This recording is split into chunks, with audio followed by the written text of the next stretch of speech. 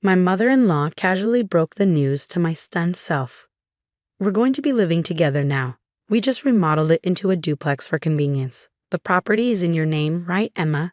Sorry to bother you, but could you please cover the $80,000 remodeling bill? She and my husband laughed triumphantly.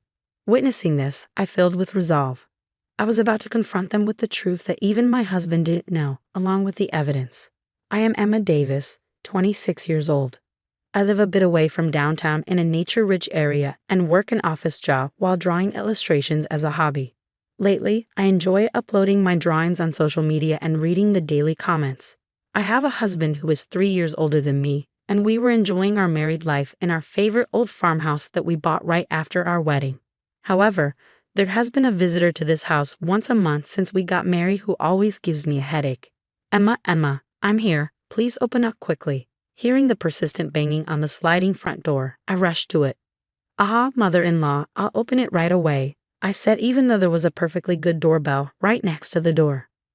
I tried to make a smile as I opened the sliding door. There are so many bugs around here. It's so annoying. Is George still at work? Poor thing, even on Saturday. Oh, I brought some of his favorite food. I saw a woman holding a large bag, looking tired from waiting. Beyond the door, while dealing with her rapid-fire chatter, I pasted on a fake smile. The once-a-month visitor is my husband's mother, my mother-in-law.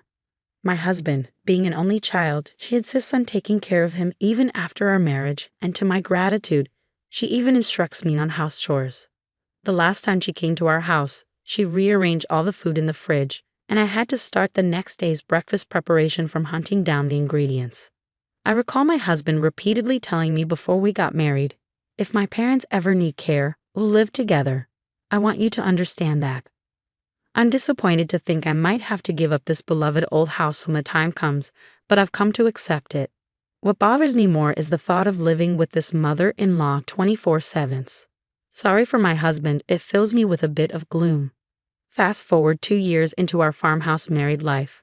I heard from my husband that my father-in-law had slipped on the stairs at home and broke his leg. They will need our help from now on. Let's live together, just as we discussed before our marriage, my husband said. Yes, I'm worried too, so I think it's a good idea. Can I continue my drawing hobby? I was worried about my father-in-law's health, so I agreed without hesitation to move in together. However, I was anxious that being caught up in housework and taking care of my in-laws might rob me of the time for my hobby of drawing. Whether he was aware of my anxiety or not, my husband just said, I want you to prioritize the house, and left the room, headed to his office. Being left alone in my room, I felt like I had half given up on my selfish husband. While looking back at the illustrations I had drawn up until now, one by one, I began to sort out my feelings. Just as I had made up my mind to live with them, an unexpected event occurred. While I was working as usual at my workplace, I suddenly felt numbness in my hands and feet and was instantly overwhelmed by intense dizziness and collapsed. Thanks to a colleague who immediately called an ambulance, my life was not in danger. It turned out to be a stroke at a young age after a medical examination. Although I had been warned about high blood pressure in health checks before, I regretted neglecting it and not going to the hospital. Including detailed examinations, surgery, and rehabilitation, the hospitalization period turned out to be about 2 months. From the discovery of the disease to the hospitalization, everything progressed at a brisk pace, and I realized that my husband had shown very little concern. After being diagnosed with a stroke, I took up my phone with trembling hands and called my husband right away. The only thing I could hear from the phone was his disappointing voice saying, I see, so living together will be postponed, huh? I couldn't respond to the fact that he was more worried about our future living arrangements at my in-laws' house than about my health.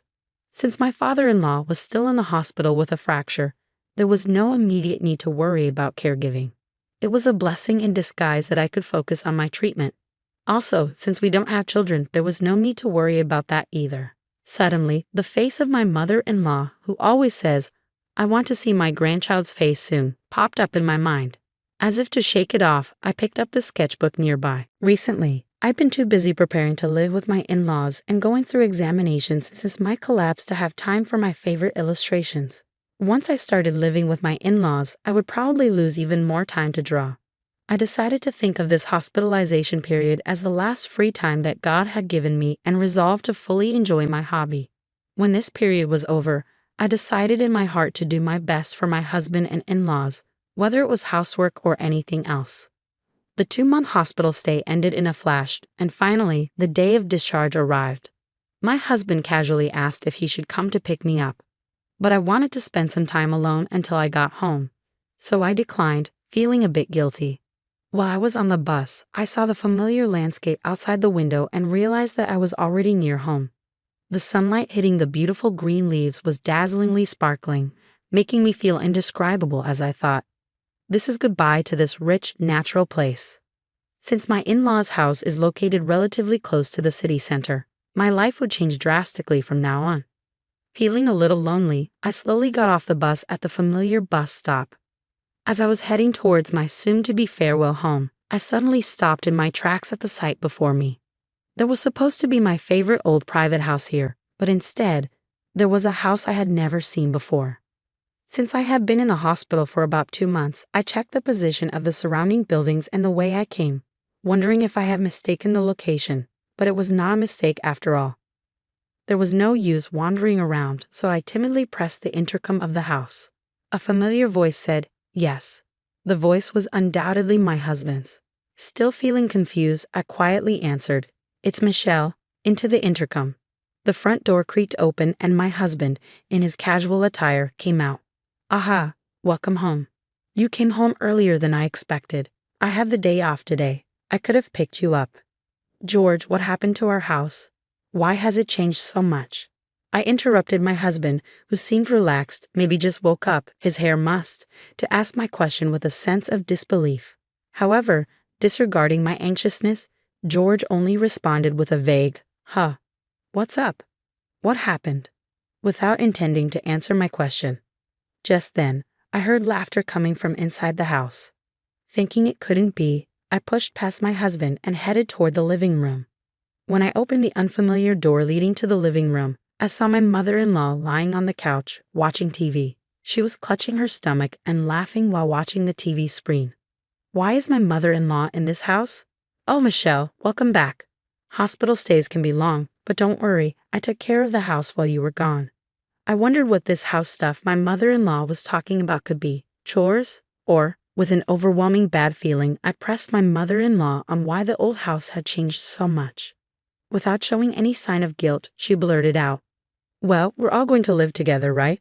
So I just remodeled it into a duplex to make it more comfortable. The phrase just remodeled it into a duplex kept replaying in my mind. My mother-in-law was always the type to interfere with our life, but I never expected her to remodel our house without permission. Moreover, weren't we supposed to start living together in my in-laws' house, which is closer to the city center? Every time my mother-in-law visited our old house, she used to complain about the bugs and the short walk from the station. Despite that, why all these changes? A lot of things have changed. Oh, and there's something else important I have to tell you. Turning off the TV she had been watching, my mother-in-law whispered to me with a grin. The remodeling cost a bit. I believe the title to this house is under your name, Michelle. I'm sorry, but could you handle the payment? Her chuckles carried not a hint of apology. Ah, it's $80,000, she added, her smile deepening. Remodeling cost. The title to this house. $80,000. The unexpected words felt like a punch to the head, and I felt my legs shaking. I couldn't even find the words to reply as I stared at my mother-in-law, who was laughing fearlessly. My husband, who was at the entrance, opened the living room door and sneaked in. The moment I saw him, my feet naturally headed toward him, holding a faint hope that he would surely be on my side. I relayed to my husband exactly what my mother-in-law had said, clinging to a desperate hope for his reaction. But all I received from him was a cold response. Well, that's about right. Take care of it, will you? That's right. That's the kind of man he is. When I collapse from a stroke. That's right. That's the kind of man he is. When I collapsed from a stroke, he was more concerned about our living arrangements than my health. He's a man who will stop if his mother says green means stop and will go if she says red means go. A man who always thinks his mother is right. The discomfort and dissatisfaction I felt toward my husband escalated. Once it flooded, I was done. I thought from the bottom of my heart I would throw this family away. I understand now, George. I am going to divorce you. And mother-in-law, no, Cecilia. Please handle the renovation costs on your own. After declaring this all at once, I turned my back on them and moved to leave the room as quickly as possible. But it seemed they weren't going to let me go so easily. I've been losing interest in you anyway, so it's no big deal. But remember, this house is in your name, Emma, so you have a responsibility to pay. That's right. Feel free to leave, but please settle your dues first. I was astonished at the two of them who selfishly made their claims. I couldn't help but let out a sigh. Surely if I turned around, I'd see their smug faces grinning in victory. I refused to look back, standing tall as I replied. You keep saying the house is in my name, George, but did you forget the ownership has been transferred to you? I revealed the truth, but they only laughed at me, believing I was lying to avoid paying. That's when I brought up how George had asked me to change the property's ownership when we got married, as he didn't want the house to be in his wife's name for appearance's sake.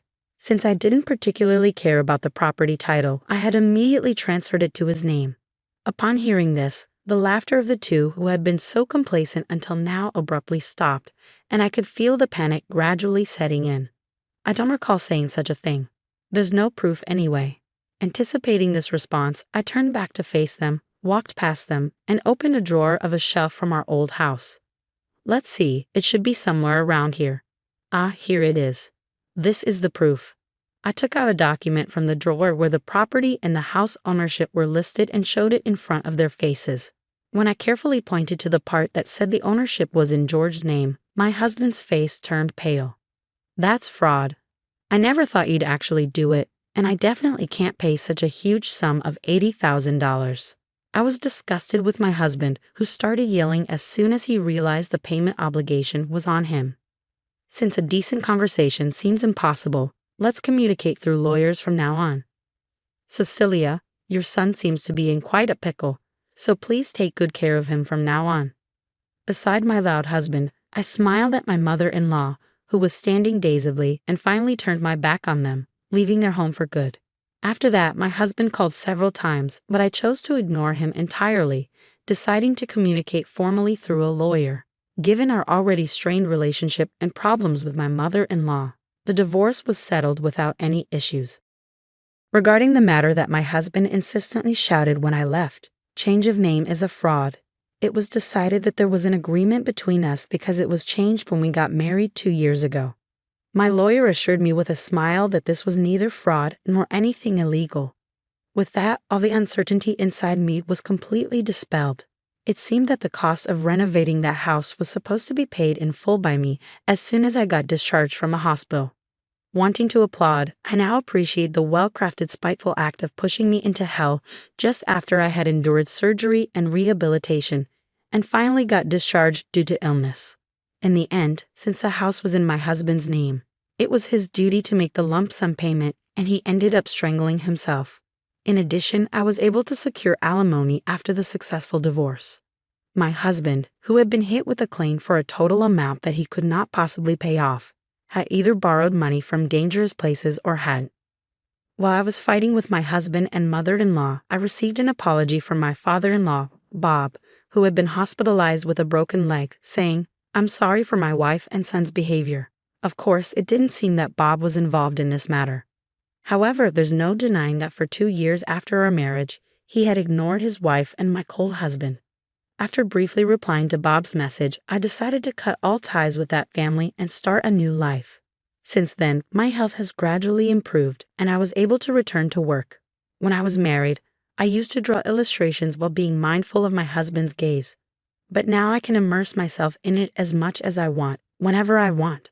Originally, I was just drawing as a hobby, but now I get job offers from the social networking site where I post my illustrations, and I now spend more time drawing for work than for pleasure. Today, I'm heading to see an old farmhouse in a somewhat rural town.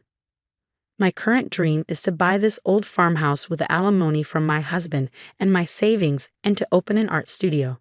Today, I'm about to take the first step towards this dream.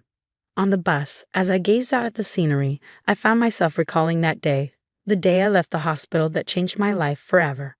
The abundant natural scenery outside is the same as that day, but my feelings are clear and I'm excited about the new life that's about to begin. The leaves on the trees, illuminated by the sunlight, look looked so bright that they dazzled.